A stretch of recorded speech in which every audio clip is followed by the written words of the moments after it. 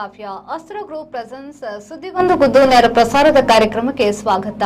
Powered by Mukund MGM realty, ಸಾಪ್ರಾಜ್ಯಕರಾಗಿ BDG enterprises, master ಪ್ಲಾನರಿ groups. ಇಂದಿನ ಸುದ್ದಿಗೊಂದು ಗುದ್ದುವಿನ ವಿಚಾರ ಅನಿವಾರ್ಯದ ತಾತ್ಕಾಲಿಕ ವಯೋಮಿತಿ ಸಡಿಲ. ಈ ಬಗ್ಗೆ ಒಂದು ವರದಿ ಇದೆ, ನೋಡ್ಕೊಂಡು ಬರೋಣ. ರಾಜ್ಯ ಸರ್ಕಾರದ ಎಲ್ಲ ನಾಗರಿಕ ಸೇವಾ ಹುದ್ದೆಗಳ ನೇಮಕಾತಿಯಲ್ಲಿ ಎಲ್ಲ ಪ್ರವರ್ಗಗಳ ಅಭ್ಯರ್ಥಿಗಳಿಗೆ 3 ವರ್ಷಗಳ ವಯೋಮಿತಿ ಸಡಿಲಿಕೆ ಮಾಡಿ ಸರ್ಕಾರ ಆದೇಶವನ್ನ ಹೊರಡಿಸಿದೆ. ಹಲವಾರು ಜನಪ್ರತಿನಿಧಿಗಳು, ಸಂಘ ಸಂಸ್ಥೆಗಳು ಸಲ್ಲಿಸಿದ ಮನವಿ ಪರಿಗಣಿಸಿ ಮುಖ್ಯಮಂತ್ರಿ ಸಿದ್ದರಾಮಯ್ಯ ಅವರ ಅನುಮೋದನೆಯೊಂದಿಗೆ ಸಿಬ್ಬಂದಿ ಮತ್ತು ಆಡಳಿತ ಸುಧಾರಣೆ ಇಲಾಖೆ ಇಂದು ಆದೇಶವನ್ನ ಪ್ರಕಟಿಸಿದೆ. ಕರ್ನಾಟಕ ರಾಜ್ಯದಲ್ಲಿ ಪರಿಶಿಷ್ಟ ಜಾತಿಯಲ್ಲಿ ಒಳ ಮೀಸಲಾತಿ ಜಾರಿಯಾಗುವವರೆಗೆ ರಾಜ್ಯ ಸಿವಿಲ್ ಸೇವೆಗಳಲ್ಲಿನ ಮೀಸಲಾತಿ ಅನ್ವಯವಾಗುವ ವೃಂದಗಳಲ್ಲಿನ ಹುದ್ದೆಗಳಿಗೆ ನೇರ ನೇಮಕಾತಿ ಮಾಡಲು ಅಥವಾ ಬ್ಯಾಕ್ಲಾಗ್ ಹುದ್ದೆಗಳನ್ನು ಭರ್ತಿ ಮಾಡಲು ಹೊಸದಾಗಿ ಯಾವುದೇ ಅಧಿಸೂಚನೆಯನ್ನ ಮುಂದಿನ ಆದೇಶದವರೆಗೆ ಹೊರಡಿಸಬಾರದೆಂದು ಎಲ್ಲ ನೇಮಕಾತಿ ಪ್ರಾಧಿಕಾರಗಳಿಗೆ ಸೂಚಿಸಲಾಗಿತ್ತು. ನ್ಯಾಯಮೂರ್ತಿ ಎಚ್ಎನ್ ನಾಗಮೋಹನ್ ದಾಸ್ ಆಯೋಗದ ವರದಿಯನ್ನ ಅಗತ್ಯ ಮಾರ್ಪಾಡುಗಳೊಂದಿಗೆ ಅಂಗೀಕರಿಸಲಾಗಿದೆ. ಪರಿಶಿಷ್ಟ ಜಾತಿಯಲ್ಲಿರುವ 101 ಜಾತಿಗಳನ್ನು 5 ಪ್ರವರ್ಗಗಳ ಬದಲಾಗಿ ಪ್ರವರ್ಗ ಎ, ಪ್ರವರ್ಗ ಬಿ ಮತ್ತು ಪ್ರವರ್ಗ ಸಿ ಎಂದು 3 ಪ್ರವರ್ಗಗಳಾಗಿ ವರ್ಗೀಕರಿಸಲಾಗಿದೆ. ಶಿಕ್ಷಣ ಮತ್ತು ಉದ್ಯೋಗದಲ್ಲಿ ಪ್ರಸ್ತುತ ಜಾರಿಯಲ್ಲಿರುವ 17% ಮೀಸಲಾತಿಯನ್ನ ಪ್ರವರ್ಗ ಎ ರಲ್ಲಿನ ಸಮುದಾಯಗಳಿಗೆ 6%, ಪ್ರವರ್ಗ ಬಿ ಯಲ್ಲಿನ ಸಮುದಾಯಗಳಿಗೆ 6% ಮತ್ತು ಪ್ರವರ್ಗ ಸಿ ಯಲ್ಲಿನ ಸಮುದಾಯಗಳಿಗೆ 5% ನಿಗದಿಪಡಿಸಿ ತಕ್ಷಣದಿಂದ ಜಾರಿಗೆ ಬರುವಂತೆ ಆದೇಶಿಸಲಾಗಿದೆ ಎಂದು ಅಧಿಕಾರಿಗಳು ತಿಳಿಸಿದ್ದಾರೆ. ಈ ಹಿಂದೆ ನೇರ ನೇಮಕಾತಿ ಪ್ರಕ್ರಿಯೆಯಲ್ಲಿ ಆಯ್ಕೆ ಬಯಸಿ ಅರ್ಜಿಗಳನ್ನು ಸಲ್ಲಿಸಿ ಭಾಗವಹಿಸುವ ಅಭ್ಯರ್ಥಿಗಳಿಗೆ ಸಂಬಂಧಿಸಿದಂತೆ ನೇಮಕಾತಿ ನಿಯಮಗಳಲ್ಲಿ ನಿಗದಿಪಡಿಸಿರುವ ಗರಿಷ್ಠ ವಯೋಮಿತಿಯಲ್ಲಿ ಒಂದು ಬಾರಿಗೆ ಕ್ರಮವಾಗಿ 2 ವರ್ಷಗಳ ಸಡಿಲಿಕೆ ನೀಡಲು ತೀರ್ಮಾನಿಸಲಾಗಿತ್ತು. ನೇರ ನೇಮಕಾತಿಗಾಗಿ ಅರ್ಜಿಗಳನ್ನು ಆಹ್ವಾನಿಸಿ ಹೊರಡಿಸುವ ಅಧಿಸೂಚನೆಗಳಿಗನ್ವಯ ಆಯ್ಕೆ ಪ್ರಕ್ರಿಯೆಯಲ್ಲಿ ಭಾಗವಹಿಸುವ ಎಲ್ಲಾ ಪ್ರವರ್ಗಗಳ ಅಭ್ಯರ್ಥಿಗಳಿಗೆ ಸಂಬಂಧಿಸಿದಂತೆ ನೇಮಕಾತಿ ನಿಯಮಗಳಲ್ಲಿ ನಿಗದಿಪಡಿಸಿರುವ ಗರಿಷ್ಠ ವಯೋಮಿತಿಯಲ್ಲಿ ಒಂದು ಬಾರಿಯ ಕ್ರಮವಾಗಿ 2 ವರ್ಷಗಳ ಸಡಿಲಿಕೆ ನೀಡಿ ಆದೇಶಿಸಲಾಗಿತ್ತು. ಆದರೆ ಹಲವಾರು ಜನಪ್ರತಿನಿಧಿಗಳು ಮತ್ತು ಸಂಘ ಸಂಸ್ಥೆಗಳು ಮನವಿಯನ್ನ ಸಲ್ಲಿಸಿ ರಾಜ್ಯ ಸಿವಿಲ್ ಸೇವೆಗಳಿಗೆ ಮಾಡುವ ನೇರ ನೇಮಕಾತಿಯಲ್ಲಿ ಗರಿಷ್ಠ ವಯೋಮಿತಿಯಲ್ಲಿ 5 ವರ್ಷಗಳ ಸಡಿಲಿಕೆಯನ್ನ ನೀಡುವಂತೆ ಕೋರಿದ್ರು. ಸದರಿ ಮನವಿಗಳನ್ನು ಸರ್ಕಾರ ಪರಿಶೀಲಿಸಿ ಒಂದು ಬಾರಿಗೆ ಮಾತ್ರ ವಯೋಮಿತಿಯಲ್ಲಿ 3 ವರ್ಷಗಳ ಸಡಿಲಿಕೆ ನೀಡಲು ತೀರ್ಮಾನಿಸಿ 2025ರ ಸೆಪ್ಟೆಂಬರ್ 6ರಂದು ಹೊರಡಿಸಿದ ಆದೇಶವನ್ನು ಹಿಂಪಡೆಯಲಾಗಿದೆ. ಈ ಆದೇಶ ಹೊರಡಿಸಿದ ದಿನಾಂಕದ ನಂತರ ಮುಂದಿನ ದಿನಾಂಕ 2027ರ ಡಿಸೆಂಬರ್ 31ರವರೆಗೆ ನೇರ ನೇಮಕಾತಿಗಾಗಿ ಅರ್ಜಿಗಳನ್ನು ಆಹ್ವಾನಿಸಿ ಹೊರಡಿಸುವ ಅಧಿಸೂಚನೆಗಳಿಗನ್ವಯ ಆಯ್ಕೆ ಪ್ರಕ್ರಿಯೆಯಲ್ಲಿ ಭಾಗವಹಿಸುವ ಎಲ್ಲ ಪ್ರವರ್ಗಗಳ ಅಭ್ಯರ್ಥಿಗಳಿಗೆ ಸಂಬಂಧಿಸಿದಂತೆ ನೇಮಕಾತಿ ನಿಯಮಗಳಲ್ಲಿ ನಿಗದಿಪಡಿಸಿರುವ ಗರಿಷ್ಠ ವಯೋಮಿತಿಯಲ್ಲಿ ಒಂದು ಬಾರಿಯ ಕ್ರಮವಾಗಿ 3 ವರ್ಷಗಳ ಸಡಿಲಿಕೆ ನೀಡಿ ಆದೇಶಿಸಲಾಗಿದೆ ಎಂದು ಸಿಬ್ಬಂದಿ ಮತ್ತು ಆಡಳಿತ ಸುಧಾರಣೆ ಇಲಾಖೆಯ ಆದೇಶವನ್ನು ಹೊರಡಿಸಿದೆ. ಬ್ಯೂರೋ ರಿಪೋರ್ಟ್, ವಿ4 ನ್ಯೂಸ್, ಬೆಂಗಳೂರು. ನಮ್ಮ ಜೊತೆಗೆ ಹಿರಿಯ ಪತ್ರಕರ್ತರಾದ ಮೋಹನ್ ಬೋಳಂಗಡಿ ಸರ್ ಇದ್ದಾರೆ. ಸರ್, ಕಾರ್ಯಕ್ರಮಕ್ಕೆ ಆತ್ಮೀಯವಾದ ಸ್ವಾಗತ.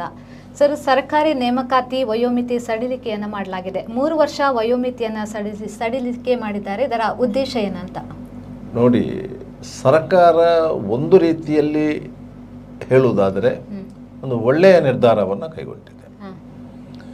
ದಿನೇ ದಿನೇ ಹೆಚ್ಚುತ್ತಿರುವಂತಹ ನಿರುದ್ಯೋಗ ಸಮಸ್ಯೆಯನ್ನು ಆದಷ್ಟು ಮಟ್ಟಿಗೆ ನಿಯಂತ್ರಿಸಲು ಇದೊಂದು ಅನುಕೂಲ ಆಗುತ್ತೆ ಅಂತ ಹೇಳಿ.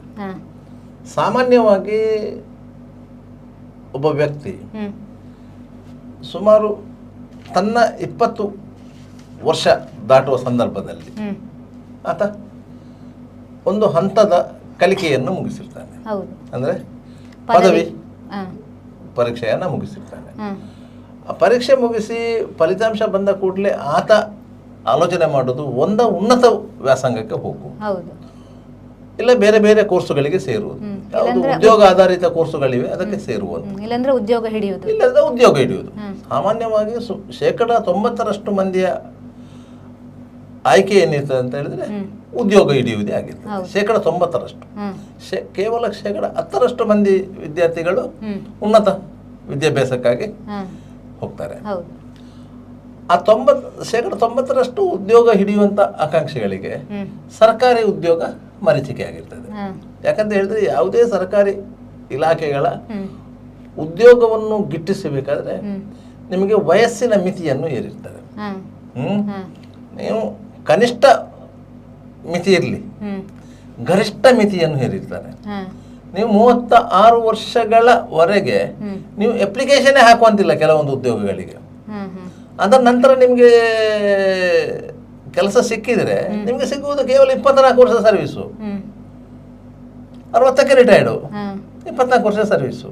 ಆ 20ರಿಂದ 36 ಆ 16 ವರ್ಷಗಳ ಕಾಲ ಆತ ಕೆಲಸ ಇಲ್ಲದೆ ಅಂಡಳೆಯಬೇಕಾ ಎನ್ನುವ ಪ್ರಶ್ನೆ ಮೂಡುತ್ತದೆ.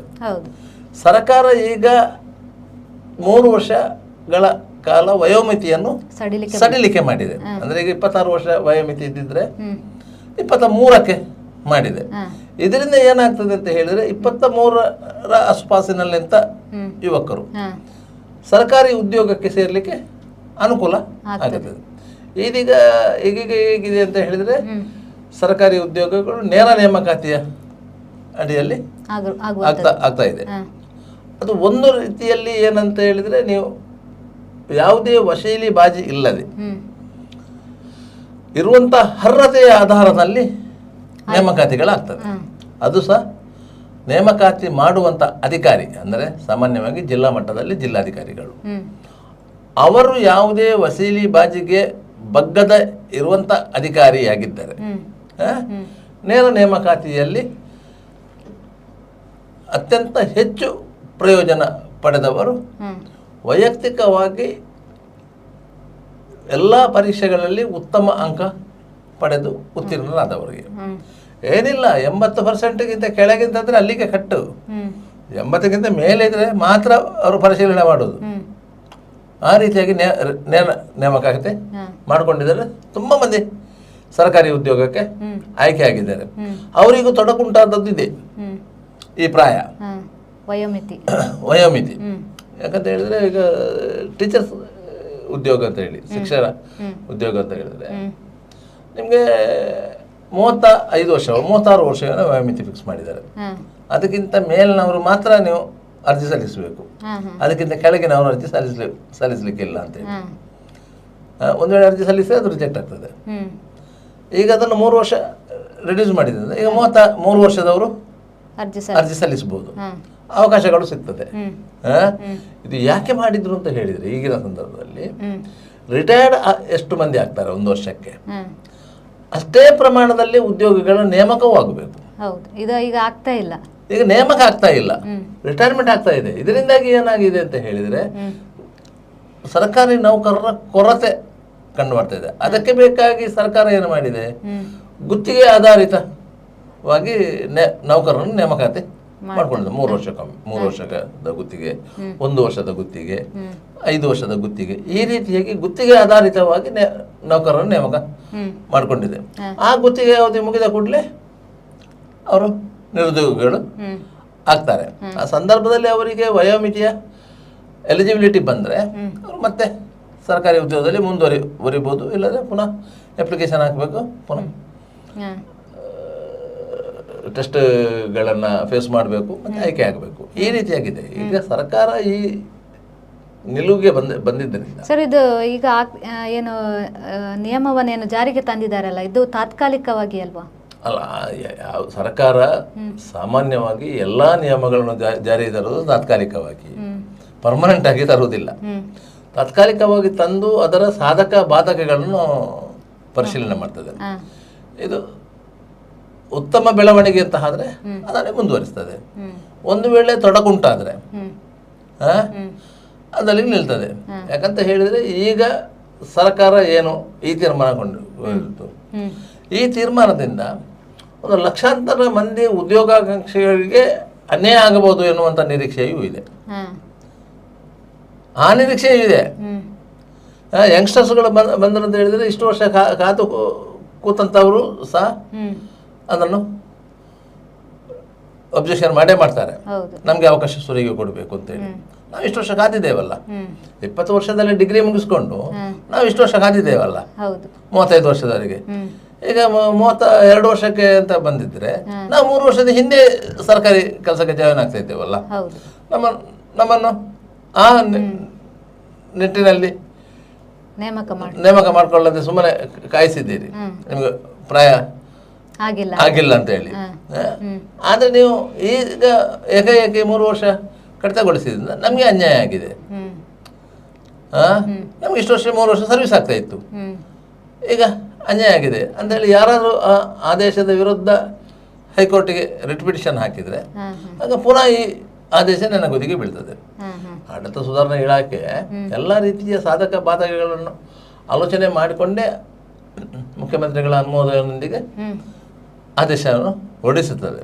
ಇದರಿಂದ ಲಾಭ ಎಷ್ಟು ಆಗತ್ತೆ ಅಂತ ಹೇಳಿ. ಇದರಲ್ಲಿ ರಾಜಕೀಯ ಲಾಭದ ಪ್ರಶ್ನೆ ಅಲ್ಲ, ಇದರಲ್ಲಿ ಬೇರೆ ಬೇರೆ ರೀತಿಯಲ್ಲಿ ಲಾಭಗಳಿವೆ. ಒಂದನೇದ್ದು, ಗುತ್ತಿಗೆ ಆಧಾರಿತ ಕೆಲಸಗಾರರ ಸಂಖ್ಯೆಯನ್ನು ಕಡಿಮೆ ಮಾಡಬೇಕು ಅಂತ ಹೇಳಿ ಸರ್ಕಾರ ತೀರ್ಮಾನ ಮಾಡಿದೆ. ವರ್ಷಕ್ಕೆ ಇಷ್ಟು ಉದ್ಯೋಗಗಳನ್ನು ಸೃಷ್ಟಿ ಮಾಡಬೇಕು ಅಂತ ಹೇಳಿ ಸರ್ಕಾರ ತೀರ್ಮಾನ ಮಾಡಿದೆ. ಆ ನಿಟ್ಟಿನಲ್ಲಿ ಉದ್ಯೋಗಿಗಳನ್ನು ನೇಮಕ ಮಾಡಿಕೊಳ್ಳುವಂಥ ಪ್ರಕ್ರಿಯೆಯನ್ನು ಸರಳೀಕೃತಗೊಳಿಸಿ ಹೆಚ್ಚೆಚ್ಚು ಮಂದಿ ಸರ್ಕಾರಿ ಸೇವೆಗೆ ಸೇರ್ಪಡೆಯಾಗುವಂತೆ ನಿರುದ್ಯೋಗಿಗಳ ಸಂಖ್ಯೆ ಕಡಿಮೆ ಆಗಲಿದೆ. ಯಾಕಂತ ಹೇಳಿದ್ರೆ ಸಾಮಾನ್ಯವಾಗಿ ಈಗ ನಿರುದ್ಯೋಗಿಗಳ ಸಂಖ್ಯೆ ಕಡಿಮೆ ಆಗುವಂಥ ಸಿಚುವೇಶನ್ ಇಲ್ಲ, ಆ ಸನ್ನಿವೇಶ ಇಲ್ಲ. ಯಾಕಂತ ಹೇಳಿದ್ರೆ ಪ್ರತಿ ವರ್ಷವೂ ನಿಮಗೆ ಲಕ್ಷಾಂತರ ವಿದ್ಯಾರ್ಥಿಗಳು ಪದವಿ ಪಡೆದು ಕಾಲೇಜಿನಿಂದ ಹೊರಗೆ ಬರ್ತಾ ಇದ್ದಾರೆ. ನಿಮ್ಮ ಇಲ್ಲಿ ಸೃಷ್ಟಿಯಾಗುವಂಥ ಉದ್ಯೋಗಗಳಿರೋದು 1000 ಲೆಕ್ಕದಲ್ಲಿ. ಆ ಲಕ್ಷಾಂತರ ಮಂದಿ ಉದ್ಯೋಗಿಗಳು ಹೊರಗೆ ಬಂದಾಗ ಅವರಿಗೆ ನೀವು ಕೌಶಲ್ಯ ಅಭಿವೃದ್ಧಿ ಮುಖಾಂತರ ಅವರಿಗೆ ಸ್ವ-ಉದ್ಯೋಗ ಮಾಡುವಂತಹ ಪ್ರೇರಣೆಯನ್ನು ನೀವು ಕೊಟ್ಟರೆ ಅವರು ಅವರ ಬದುಕನ್ನು ಕಟ್ಟಿಕೊಳ್ತಾರೆ. ಕೇವಲ ನೀವು ಸರ್ಕಾರಿ ಉದ್ಯೋಗ ಅಂತ ಹೇಳಿ ಕಾದುಕೊಂಡು ಕೂತ್ರೆ ಪ್ರಾಯ ಮೀರುವವರೆಗೂ ಸರ್ಕಾರಿ ಉದ್ಯೋಗ ಸಿಗಲ್ಲ, ಪ್ರಾಯ ಮೀರಿ ಹೋಗುವವರೆಗೂ ಸರ್ಕಾರಿ ಉದ್ಯೋಗ ಸಿಗಲ್ಲ. ಅಲ್ಲಿವರೆಗೆ ನೀವು ಏನು ಖಾಸಗಿ ಉದ್ಯೋಗದಲ್ಲಿ ಮುಂದುವರಿತಾ ಹೋಗಿದ್ರೆ ಅದರಲ್ಲೇ ನೀವು ಜೀವನ ನಿರ್ವಹಣೆ ಮಾಡಬೇಕಾಗುತ್ತೆ. ಇಂತಹ ಪರಿಸ್ಥಿತಿಯಲ್ಲಿ ಸರ್ಕಾರವೂ ಇದೆ. ಸರ್ಕಾರವು ಒಬ್ಬ ಉದ್ಯೋಗಿಯನ್ನು ನೇಮಕ ಮಾಡಿಕೊಂಡಿದೆ ಅಂತಂದರೆ ಅವನಿಗೆ ಎಲ್ಲ ರೀತಿಯ ಸರ್ಕಾರಿ ಸೌಲಭ್ಯಗಳನ್ನು ಕಾನೂನಿನ ಅಡಿಯಲ್ಲಿ ಕೊಡಲೇಬೇಕು. ಸಂಬಳ ಇರ್ಬೋದು, ಅವನಿಗೆ ಗ್ರ್ಯಾಚ್ಯುಟಿ ಇರ್ಬೋದು, ಅವನು ಇದೆಲ್ಲ ಕೊಡಲೇಬೇಕು. ಆದ್ದರಿಂದಾಗಿ ಆ ಜವಾಬ್ದಾರಿಯನ್ನು ಸರ್ಕಾರ ಹೊರುವುದರಿಂದ ಸರ್ಕಾರವು ಸಹ ಆತನ ಮೇಲೆ ತಾವು ಎಷ್ಟು ಇನ್ವೆಸ್ಟ್ ಮಾಡ್ತೇವೆ ಅಂತ ಆಲೋಚನೆ ಮಾಡ್ತದೆ. ಅವನ ಟ್ರೈನಿಂಗ್ ಟೈಮಲ್ಲಿ ಅವನಿಗೆ ಸಂಬಳ ಕೊಡಬೇಕು, ಟ್ರೈನಿಂಗ್ ಕೊಡಬೇಕು, ಅದರ ನಂತರ ಅವನಿಂದ ಕೆಲಸ ತೆಗಿಬೇಕು. ಕೆಲಸ ಆರಂಭ ಮಾಡಿದ ಮೇಲೆ ಅಲ್ಲ ಅವನಿಗೆ ಸಂಬಳ ಕೊಡೋದು, ಇದಲ್ಲ. ಸರ್ಕಾರಿ ಉದ್ಯೋಗದಲ್ಲಿ ನೀವು ಯಾವತ್ತು ಸರ್ಕಾರಿ ಉದ್ಯೋಗಕ್ಕೆ ಸೇರಿದಿರೋ ಅಲ್ಲಿಂದಲೇ ನಿಮಗೆ ಸಂಬಳ ಸ್ಟಾರ್ಟ್ ಆಗ್ತದೆ. ಸಂಬಳದ ಒಟ್ಟಿಗೆ ನೀವು ಟ್ರೈನಿಂಗ್ ಪಡೆಯೋದು. ಟ್ರೈನಿಂಗ್ ಪಡೆದು ನೀವು ಎಲ್ಲಿಗಾದರೂ ನಿಯುಕ್ತಿಗೊಂಡಂಥ ಸಂದರ್ಭದಲ್ಲಿ ಅದರ ನಂತರ ನಿಮ್ಮ ಕೆಲಸದ ಆಧಾರದಲ್ಲಿ ಆ ಹುದ್ದೆಗೆ ಎಷ್ಟು ನಿಗದಿಯಾಗಿದ್ದ ಸಂಬಳ, ಆ ರೀತಿಯ ಸಂಬಳಗಳು ಬರ್ತಾ ಇರ್ತದೆ. ಆದರೆ ಅಷ್ಟು ಜವಾಬ್ದಾರಿ ಸರ್ಕಾರಕ್ಕಿದೆಯಲ್ಲ, ನೀವು ಸಂಬಳ ಕೊಡುವಂಥ ಜವಾಬ್ದಾರಿ ಅದನ್ನು ಮಾಡಲೇಬೇಕಲ್ಲ.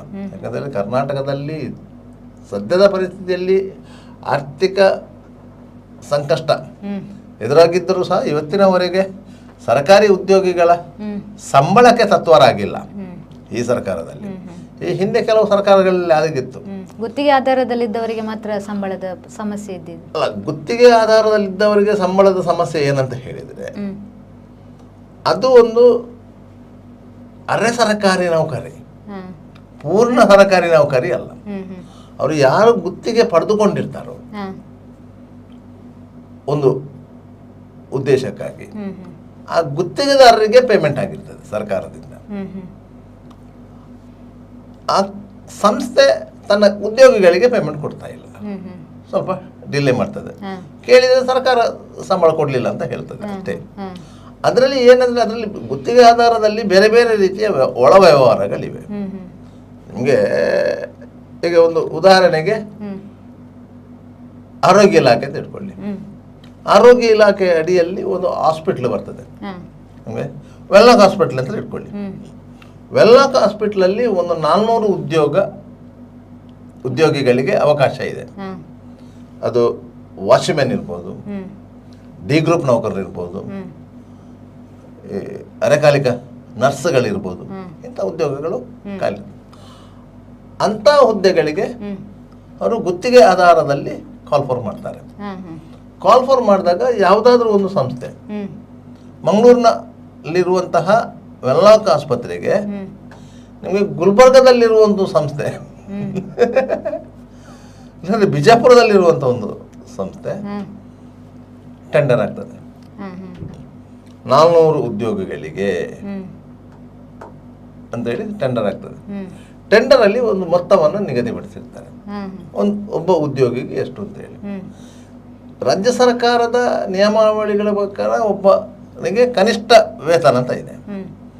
ಆ ಕನಿಷ್ಠ ವೇತನಕ್ಕಿಂತ ಜಾಸ್ತಿಯಾಗಿ, ಗರಿಷ್ಠ ವೇತನಕ್ಕಿಂತ ಕಡಿಮೆಯಾಗಿ ಒಂದು ಮೊತ್ತವನ್ನು ನಿಗದಿಪಡಿಸಿದ್ದಾರೆ ಅಂತ ಒಂದು 10 ಸಂಸ್ಥೆಗಳು ಟೆಂಡರ್ ಹಾಕ್ತವೆ. ಟೆಂಡರ್ ಹಾಕಿ ಒಂದು ಸಂಸ್ಥೆಗೆ ಟೆಂಡರ್ ಅಲಾಟ್ ಆದ ಕೂಡಲೇ ವರ್ಕ್ ಆರ್ಡರ್ ಅಂತ ಕೊಡಬೇಕು. ವರ್ಕ್ ಆರ್ಡರ್ ಕೊಡುವಾಗ ಏನಾಗ್ತದೆ ಅಂತ ಹೇಳಿದರೆ, ಅಷ್ಟು ಉದ್ಯೋಗಿಗಳ ಕಮಿಷನ್ ಹಣ ಆದೇಶ ಮಾಡುವವನಿಗೆ ಕೊಡಬೇಕು, ಮೊದಲಿಗೆ ಕೊಡಬೇಕು. ಅದರಲ್ಲಿ ಏನು ಡೌಟ್ ಏನಿಲ್ಲ. ಇಲ್ಲಿ 16,000 ರೂಪಾಯಿ ಸಂಬಳ ಅಂತ ಹೇಳಿ ನೀವು ಫಿಕ್ಸ್ ಮಾಡಿದರೆ, ಅದರಲ್ಲಿ ಸಂಸ್ಥೆಯ ಲಾಭಾಂಶವನ್ನು ಕಳೆದು ಉದ್ಯೋಗಿಗಳಿಗೆ ಸಿಕ್ಕುವುದು 12,000 ಮಾತ್ರ. ಟೆಂಡರ್ 16,000ಕ್ಕಾಗಿರ್ತದೆ, ಇಲ್ಲಿ ಉದ್ಯೋಗಿ ಸಿಕ್ಕುವುದು 12,000 ರೂಪಾಯಿ. ಈ 12,000 ಅವರಿಗೆ ಸಿಕ್ಕಿದ್ರೆ ಉಳಿದ 4,000 ಇದೆಯಲ್ಲ, 4,000 ರೂಪಾಯಿ ಬೇರೆ ಬೇರೆ ಬೇರೆ ಬೇರೆ ಅಧಿಕಾರಿ ವರ್ಗಕ್ಕೆ ಹಂಚಿಕೆಯಾಗಿ ಹೋಗ್ತದೆ. ಒಂದು ವೇಳೆ ಗುತ್ತಿಗೆ ಪಡ್ಕೊಂಡಂತಹ ಸಂಸ್ಥೆ ಸರಿಯಾದ ಸಮಯದಲ್ಲಿ ಅಧಿಕಾರಿಗಳನ್ನು ಸರಿಯಾಗಿ ನೋಡಿಕೊಳ್ಳದೇ ಇದ್ದರೆ ನಿಮ್ಮ ಚೆಕ್ಗಳು ಡಿಲೇ ಆಗ್ತಾ ಹೋಗ್ತದೆ. ಈ ರೀತಿಯ ಒಂದು ವ್ಯವಸ್ಥೆ ಗುತ್ತಿಗೆ ಆಧಾರಿತ ವ್ಯವಸ್ಥೆಯಲ್ಲಿ ಇದೆ. ಸರ್, ಇದನ್ನ ಪ್ರಶ್ನೆ ಮಾಡೋದಿಲ್ವಾ ಅಂತ? ಪ್ರಶ್ನೆ ಮಾಡಬೇಕು, ಮಾಡ್ತಾರೆ. ಯಾರು ಮಾಡ್ತಾರೆ? ಕೆಲಸಗಾರರು ಮಾಡ್ತಾರೆ. ಕೆಲಸಗಾರರು ಮಾಡಿದರೆ ಕೆಲಸಗಾರನ ಕೆಲಸದಿಂದ ಕಿತ್ತಾಕ್ತಾರೆ. ಯಾಕಂದ್ರೆ ಅವ್ರಿಗೆ ಉದ್ಯೋಗ ಭದ್ರತೆ ಇಲ್ಲ. ನಿಮಗೆ ಉದ್ಯೋಗ ಭದ್ರತೆ ಇಲ್ಲ. ಅವರು ಬಂದಿರುವುದೇ ನಿಮಗೆ ಟೆಂಪರರಿ ಬೇಸಲ್ಲಿ, ತಾತ್ಕಾಲಿಕ ನೆಲೆಯಲ್ಲಿ ಬಂದಿರುವಂಥ ಸಂದರ್ಭದಲ್ಲಿ ಉದ್ಯೋಗ ಭದ್ರತೆ ಇಲ್ಲಂತ ಆದಾಗ ನಮ್ಮ ಹೆಸರಲ್ಲಿ 16,000 ರೂಪಾಯಿ ಸಂಬಳ ಡ್ರಾ ಆಗ್ತದೆ, ನಮಗೆ 12,000 ರೂಪಾಯಿ ಸಿಗ್ತದೆ ಅಂತ ಹೇಳಿ ಅವರು ಬೊಬ್ಬೆ ಹೊಡೆಯುವಾಗಿಲ್ಲ. ಯಾಕಂದ್ರೆ ಬೊಬ್ಬೆ ಹಿಡಿದ್ರೆ ಅವರನ್ನು ಮರು ದಿವಸ ನೀವು ಕೆಲಸದಿಂದ ಬರಬೇಡಿ ಅಂತ ಹೇಳ್ತಾರೆ. ಅಲ್ಲಿಗೆ ಅವರನ್ನು ಕಿತ್ತಾಗಲಾಗುತ್ತದೆ. ಯಾಕಂದ್ರೆ ಆಚೆಯಿಂದ ಈ 12,000ಕ್ಕೆ ಬರ್ಲಿಕ್ಕೆ ಜನ ಇದ್ದಾರಲ್ಲ, ಬೇರೆ ಉದ್ಯೋಗಿಗಳಿದ್ದಾರಲ್ಲ. ಯಾಕಂದ್ರೆ ನಿರುದ್ಯೋಗ ಸಮಸ್ಯೆ ಬೃಹದಾಗಿ ಬೆಳೆದಿದ್ದರಿಂದ ಬೇಕಾದಷ್ಟು ಮಂದಿ ಜನ ಸಿಗ್ತಾರೆ. ಆದ್ರಿಂದಾಗಿ ನೀವು ಅವರನ್ನು ಎಷ್ಟು ಶೋಷಣೆಗೆ ಒಳಪಡಿಸಿದ್ರು ಅವರು ಮಾತಾಡೋದಿಲ್ಲ. ಅದಕ್ಕೆ ಅವರಿಗೆ ಅವಕಾಶವೇ ಇಲ್ಲ. ಯಾಕಂದ್ರೆ ಗುತ್ತಿಗೆ ಆಧಾರ ಅಂತ ಹೇಳಿದ್ರೆ ಗುತ್ತಿಗೆ ಆಧಾರ, ಒಳ್ಳೆ ಕಾಂಟ್ರಾಕ್ಟ್ ಬೇಸಿಸ್. ನೀವು 1 ತಿಂಗಳು ಮಾಡಿ, 3 ತಿಂಗಳು ಮಾಡಿ, 1 ವರ್ಷ ಮಾಡಿ, ಅವರಿಗೆ ಬೇರೆ ಬೆನಿಫಿಟ್ಸ್ ಏನಿಲ್ಲ. ಅವರು ಕೆಲಸ ಮಾಡಿದಂಥ ಸಂದರ್ಭದಲ್ಲಿ ಅವರಿಗೆ PF ಇದು ಎಲ್ಲ ಸೌಲಭ್ಯ ಕೊಡಬೇಕೇ ಹೊರತು ಅವ್ರನ್ನ ಕಿತ್ತಾಕುವಾಗ ಅವರಿಗೆ ಯಾವ ಸೌಲಭ್ಯ ಸಿಕ್ಕುವುದಿಲ್ಲ. ಅದು ಒಂದು ವೇಳೆ ಕಿತ್ತಾಕಿದ್ರು ಅವರು ಕಟ್ಟಿದಂಥ PF ಇರ್ಬೋದು, ಅದು ಸಹ ವಾಪಸ್ಸು ಸಿಗದಂಥ ಪರಿಸ್ಥಿತಿಯಲ್ಲಿರುವುದು. ಯಾಕಂದರೆ PF ಅನ್ನು ಸಂಸ್ಥೆ ಕಟ್ ಮಾಡ್ಕೊಳ್ತದೆ, ಅದನ್ನು ಭವಿಷ್ಯ ನಿಧಿ ಖಾತೆಗೆ ವರ್ಗಾವಣೆ ಮಾಡುವುದಿಲ್ಲ. ಯಾಕಂದರೆ ಭವಿಷ್ಯ ನಿಧಿ ಖಾತೆಗೆ PF ಅನ್ನು ವರ್ಗಾವಣೆ ಮಾಡಿದಾಗ ಅದಕ್ಕೆ ಸಂಸ್ಥೆಯು ಅಷ್ಟೇ ಹಣವನ್ನು ತುಂಬಿಸಬೇಕು. ಒಂದು ಸಂಸ್ಥೆ ಹೇಳಿ 7 ಜನರಿಗಿಂತ ಜಾಸ್ತಿ ಮಂದಿ ಕೆಲಸ ಮಾಡ್ತಾ ಇದ್ರೆ ನೀವು ಭವಿಷ್ಯ ನಿಧಿಯನ್ನು ಆರಂಭಿಸಲೇಬೇಕು. ಸಂಬಳದಿಂದ ಎಷ್ಟು ಹಣ ಕಟ್ಟಾಗ್ತದೆ ಅಷ್ಟೇ ಹಣವನ್ನು ಸಂಸ್ಥೆ ಭರಿಸಬೇಕು. ಒಟ್ಟಾರೆ ಹಣವನ್ನು ಭವಿಷ್ಯ ನಿಧಿ ಅವರ ಖಾತೆಗೆ ಜಮಾ ಮಾಡಬೇಕು. ಅದು ನೌಕರ ಯಾವಾಗ ಸಂಸ್ಥೆಯಿಂದ ರಿಟೈರ್ಡ್ ಆಗ್ತಾರೆ ಅಷ್ಟು ಹಣವು ಅವನಿಗೆ ವಿತ್ ಇಂಟ್ರೆಸ್ಟ್ ಸಿಗುವಂಥದ್ದು. ಈ ರೀತಿಯಾಗಿ ಮತ್ತೆ ಅದರ PF ಮೇಲೆ ಪುನಃ ಲೋನ್ ತೆಗಿಬೋದು, ಇದು ಮಾಡ್ಬೋದು, ಎಲ್ಲ ಬೇರೆ ಬೇರೆ ಫೆಸಿಲಿಟಿಗಳಿವೆ, ಇಲ್ಲ ಅಂತ ಇಲ್ಲ. ಆದರೆ ಅದನ್ನು ಸರಿಯಾಗಿ ಮಾಡಬೇಕಲ್ಲ ಸಂಸ್ಥೆ. ಸಂಸ್ಥೆ ಸರಿಯಾಗಿ ನಿರ್ವಹಿಸದಿರುವುದೇ. ಅಂಥ ಸಂದರ್ಭದಲ್ಲಿ ಕಾರ್ಮಿಕ ಇಲಾಖೆಯವರು ಅಂಥ ಸಂಸ್ಥೆಗಳಿಗೆ ದಾಳಿ ಮಾಡಿ ಲೆಕ್ಕಪತ್ರಗಳನ್ನ ಪರಿಶೀಲನೆ ಮಾಡಿ ಸಂಸ್ಥೆಗೆ ನೋಟಿಸ್ ಕೊಟ್ಟು ಮತ್ತು ಕಾರ್ಮಿಕ ಇಲಾಖೆ ಅಧಿಕಾರಿಗಳು ಸಂಸ್ಥೆಯ ಮಾಲಕರೊಂದಿಗೆ ಶಾಮೀಲಾಗಿ ಕಾರ್ಮಿಕರನ್ನು ಬೀದಿ ಪಾಲು ಮಾಡಿದ್ದಾರೆ ಹೊರತು ಕಾರ್ಮಿಕರಿಗೆ ಏನು ಸವಲತ್ತು ತೆಗೆಸಿಕೊಟ್ಟಂಥ ನಿದರ್ಶನಗಳಿಲ್ಲ. ಹ್ಮ್ ಹ್ಮ್ ಕೆಲವೊಂದು ಕಾರ್ಮಿಕ ಸಂಘಟನೆಗಳು ಈ ಬಗ್ಗೆ ಹೋರಾಟ ಮಾಡಿದ್ದೂ ಇದೆ, ಹೋರಾಟ ಅಲ್ಲಿಗೆ ಹತ್ತಿಕ್ಕಲ್ಪಟ್ಟದ್ದೂ ಇದೆ. ಅದರಿಂದಾಗಿ ಉದ್ಯೋಗ ಅಂತ ಹೇಳಿದ ಕೂಡಲೇ ನಿಮಗೆ ನಿಗದಿತ ಸಮಯಕ್ಕೆ ಸಂಬಳ ಸಿಗುವಂತಹ ಸರ್ಕಾರಿ ಉದ್ಯೋಗ ಅಂತ ಹೇಳಿದ ಕೂಡಲೇ ಎಲ್ಲರೂ ಅದರ ಬಗ್ಗೆ ಆಸೆ ಪಡ್ತಾರೆ. ಯಾಕಂತ ಹೇಳಿದರೆ ಒಂದು ಸೇವಾ ಭದ್ರತೆ ಇದೆ ಅಂತೇಳಿ. ಇಲ್ಲಿ ಗುತ್ತಿಗೆ ಆಧಾರದಲ್ಲಿ ನಿಮಗೆ ಸೇವಾ ಭದ್ರತೆ ಇಲ್ಲಲ್ಲ, ಅದರಿಂದಾಗಿ ಸಮಸ್ಯೆ ಆಗಿರೋದು. ಆಗ ಈಗ ಸರ್ಕಾರ ಈ ವಯೋಮಿತಿಯನ್ನು ಸಡಿಲಿಕೆ ಮಾಡಿದ್ದರಿಂದ ಇನ್ನಷ್ಟು ಮಂದಿಗೆ ಸರ್ಕಾರಿ ಸೇವೆಗೆ ಸೇರಲಿಕ್ಕೆ ಅನುಕೂಲ ಆಗುತ್ತೆ. ಅನುಕೂಲ ಆದರೆ ಒಂದು ರೀತಿಯಲ್ಲಿ ನಿರುದ್ಯೋಗ ಸಮಸ್ಯೆ ಕಡಿಮೆ ಆಗ್ಬೋದು ಅಂತ ಕಾಣ್ತದೆ. ಆದರೆ ಎಷ್ಟು ಉದ್ಯೋಗ ಸೃಷ್ಟಿ ಆಗ್ತದೆ ಅಂತ ಇಲ್ಲ. ಈಗ ಇರುವಂಥ ಉದ್ಯೋಗದ ಮೇಲೆಯೇ ನೀವು ಖಾಲಿಯಾದ ಸ್ಥಾನವನ್ನು ತುಂಬಲಿಕ್ಕೆ ಪ್ರಯತ್ನ ಮಾಡ್ತಿದ್ದೀರಿ ಹೊರತು ಹೊಸದಾಗಿ ಉದ್ಯೋಗ ಸೃಷ್ಟಿ ಮಾಡುವಂಥ ಪ್ರಯತ್ನಗಳನ್ನು ಸರ್ಕಾರ ಮಾಡ್ತಾ ಇಲ್ಲ. ಆದ್ದರಿಂದಾಗಿ ಸರ್ಕಾರದ ಮುಂದಿರುವ ದೊಡ್ಡ ಸವಾಲು ಏನು ಅಂತೇಳಿ ನಿರುದ್ಯೋಗ ಸಮಸ್ಯೆಯನ್ನು ಕಡಿಮೆ ಮಾಡಬೇಕು, ಹೊಸ ಹೊಸ ಉದ್ಯೋಗಗಳನ್ನು ಸೃಷ್ಟಿ ಮಾಡಬೇಕು ಅಂತೇಳಿ. ಪ್ರಧಾನಿ ಮೋದಿಯವರು ಒಂದು ಮಾತು ಹೇಳಿದರು, ನಾವು ವರ್ಷಕ್ಕೆ ಇಷ್ಟೇ ಲಕ್ಷ ಉದ್ಯೋಗಗಳನ್ನು ಸೃಷ್ಟಿ ಮಾಡ್ತೇವೆ ಅಂತೇಳಿ. ಆದರೆ ಅಂಥ ಉದ್ಯೋಗಗಳು ಸೃಷ್ಟಿಯಾಗಿದೆ ಯಾವ ವಲಯದಲ್ಲಿ? ಸರ್ಕಾರಿ ವಲಯದಲ್ಲ, ಖಾಸಗಿ ವಲಯದಲ್ಲಿ ಸೃಷ್ಟಿಯಾಗಿದೆ. ಎಲ್ಲರಿಗೂ ಖಾಸಗಿ ವಲಯದಲ್ಲಿ ಸೃಷ್ಟಿಯಾದಂಥ ಉದ್ಯೋಗಗಳು ನಿಮಗೆ ಪರ್ಮನೆಂಟ್ ಅಂತ ಹೇಳಲಿಕ್ಕೆ ಆಗೋದಿಲ್ಲ. ಅದೇ ಸರ್ಕಾರಿ ವಲಯದಲ್ಲಿ ಸೃಷ್ಟಿಯಾದರೆ ಅದೊಂದು ಸೇವಾ ಭದ್ರತೆ ಇರುವಂತಹ ಒಂದು ಉದ್ಯೋಗ ಅಂತ ಲೆಕ್ಕ. ಸರ್, ಸುದ್ದಿಗುದ್ದು ಮುಂದುವರಿಸುವ. ಇದೀಗ ಸುದ್ದಿಗೊಂದು ಗುದ್ದುವಿನಲ್ಲಿ ಚಿಕ್ಕ ವಿರಾಮ.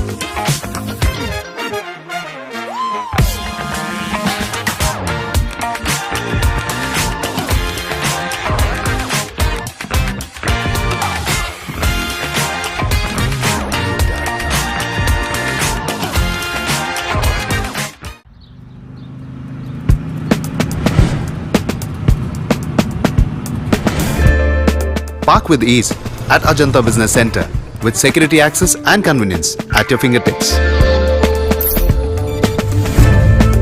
Step into a welcoming lobby where a warm smile greets you and your clients. With top-tier amenities, Ajanta set the stage for our success, leading us to Ashoka Business Center as a next upgrade. Invest in workspaces managed by Vertex. Invest Smart. Invest in Mangaluru. The Father Mullah Charitable Institutions, the most modern linear accelerator, only one of its kind in this region for specific burning of cancer cells. We have all precision equipments and instruments for both invasive and non-invasive surgical procedures and diagnosis, ultrasonic color Doppler, CT scan and MRI machines. The operation theatres are equipped with contemporary equipments, high-tech intensive care units, neo and postnatal units, burns unit, cath lab and cardiothoracic units are fully equipped. Our NICU is the largest in the city. The blood bank and cell separator and casualty are 24-hour services. The Father Mullah Charitable Institutions.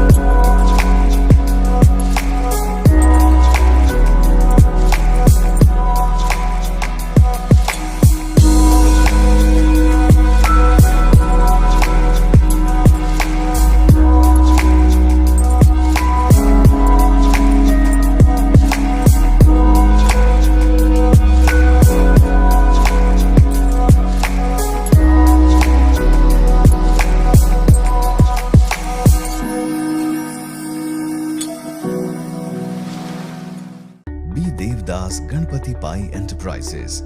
All kinds of quality and attractive material available at one place. Biggest showroom in Mangalore city. Admired by public at large. The showroom of your choice.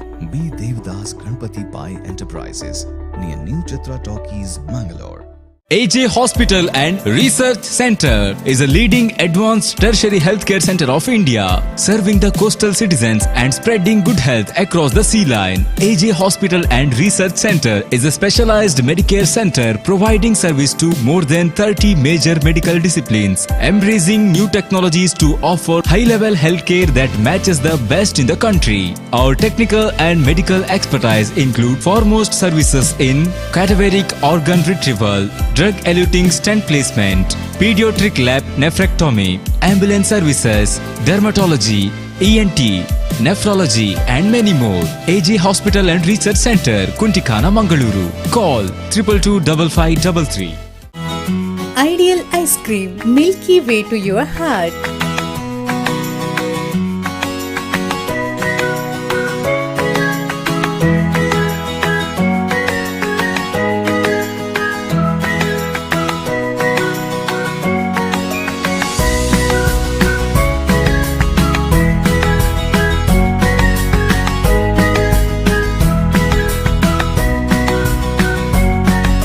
Embellished with a variety of fruits and flavored with rich crunch and chips. They treat your taste buds.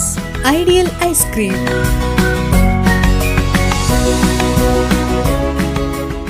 Vasudeva Stores. Store for your inner needs. Visit us to find trendy innerwear from major brands.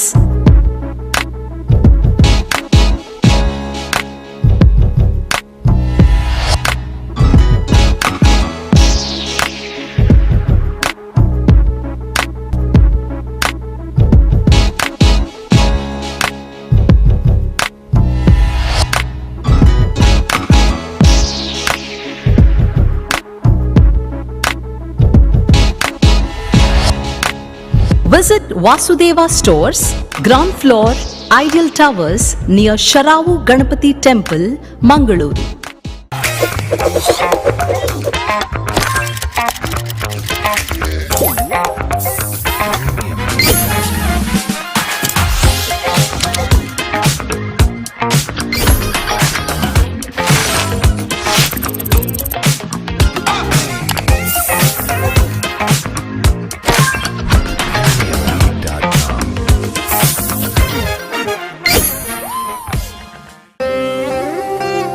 ನನ್ನ ಬಾಲ್ಯ ಅಮೂಲ್ಯ ನೆನಪುಗಳಿಂದ ತುಂಬಿತ್ತು.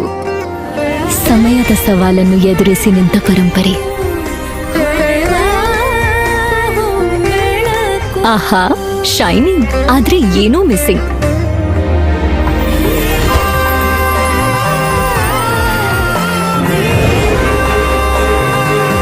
ಶತಮಾನದ ವಾರಸುದಾರಿಕೆಯ ಹೊಸ ಮುಖ ಭೀಮಾ. ಬದಲಾವಣೆ ಹೊಳೆಯುತ್ತಿದೆ.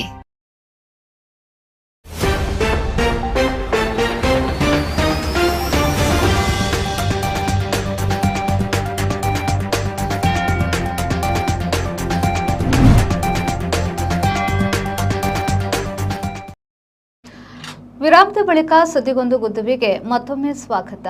Sir, ಇವಾಗ ಏನಂದ್ರೆ ರಾಜ್ಯದಲ್ಲಿ ಏನು ಪರಿಶಿಷ್ಟ ಜಾತಿಯಲ್ಲಿ ಒಳ ಮೀಸಲಾತಿ ಜಾರಿ ಆಗುವವರೆಗೂ ಏನು ನಾಗರಿಕ ಸೇವೆಗಳಲ್ಲಿ ಮೀಸಲಾತಿ ಅನ್ವಯ ಆಗ್ತದೆ ಹೀಗೆ ಅಂತ ನೋಡಿ.